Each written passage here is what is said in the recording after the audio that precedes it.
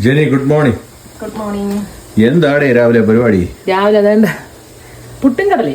ഓ, എനിക്ക് ഭയങ്കര ഇഷ്ടമാണ് കോമ്പിനേഷൻ. ഇത് ഞാൻ ഇഡ്ഡലി പാത്രമൊക്കെ വെച്ചേക്കുന്നേ അതിനകത്ത് പുട്ട് വെക്കാൻ. ഓ, അപ്പൊ നീ ഈസി പരിപാടിയാ. പിന്നെ ഇതൊക്കെ നടക്കണ്ടേ? ഇന്ന് പിള്ളേർക്ക് 2 മണിക്കൂർ ലേറ്റാ സ്കൂളിന്, സ്നോ എന്നൊക്കെ പറഞ്ഞോണ്ട്. പിന്നെ ഇത് ഉണ്ടാക്കിയിട്ടുണ്ടെങ്കിൽ അവരെ കൊണ്ടുവിടണം. ഞാൻ ജോലിയിലിരിക്കുമ്പോ 5:15 എനിക്ക് മെസ്സേജ് വന്നു, സ്നോ ആണെന്നും പറഞ്ഞു. ഞാൻ പെട്ടെന്ന് ഔട്ട് സൈഡിലോട്ട് പോയി നോക്കി, സ്നോ വീഴുന്നുണ്ടോ? ഇല്ല, ഒരു സ്നോ ഇല്ല, ഒന്നുമില്ല.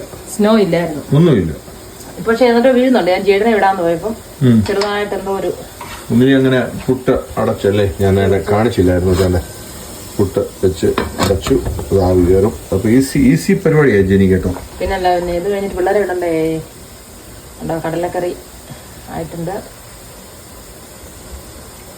ഇവിടെ സമയം 7:45 ഉള്ളൂ കേട്ടോ. Good good good good.